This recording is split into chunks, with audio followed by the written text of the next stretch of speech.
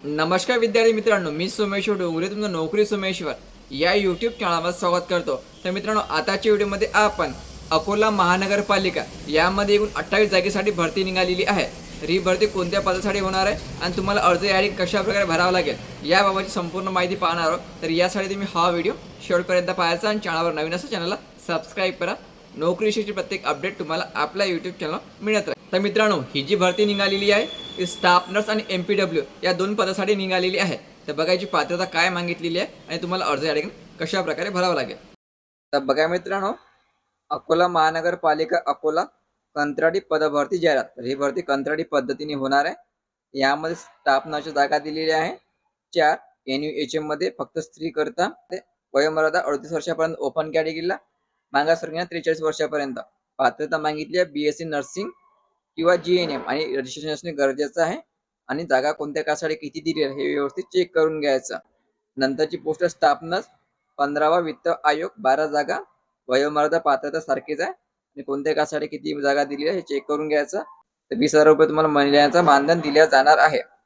नंतरची पोस्ट आहे MPW 15वा वित्त आयोग, फक्त पुरुष, 12 जागा, वयोमर्यादा 38 ओपन कॅटेगरी, 43 मागासवर्गीय। पात्रता 12वी science with paramedical basic training course किंवा सॅनिटरी इन्स्पेक्टर कोर्स। ठीक आहे, आणि कोणत्या कासाठी किती जागा हे तुम्ही चेक करू शकता। तर या 28 जागेसाठी भरती होणार आहे आणि तुमची नियुक्ती या ठिकाणी फक्त 11 महिन्यासाठी केल्या जाणार आहे। तुमची कुठल्याही प्रकारची एक्झाम या ठिकाणी घेतल्या जाणार नाहीये। तर बघा मित्रांनो, यासाठी एक्झाम शुल्क आहे ओपन कॅटेगरीला 150 रुपये, मागासवर्गीयांना 100 रुपये। तर ही फी तुम्हाला डीडी स्वरूपात भरायची आहे। डीडी तुम्हाला या नावाने काढावा लागणार आहे आणि डीडीच्या मागे स्वतःचे नाव आणि स्वतःची सही करायची।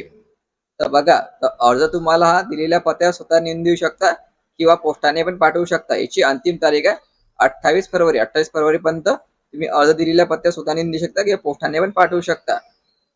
तर पत्ता या ठिकाणी दिलेला आहे, या पत्त्यावर तुम्हाला अर्ज पाठवायचा आहे। 28 फरवरीची अंतिम तारीख आहे आणि तुमची नियुक्ती या ठिकाणी गुणवत्तेनुसार होणार आहे।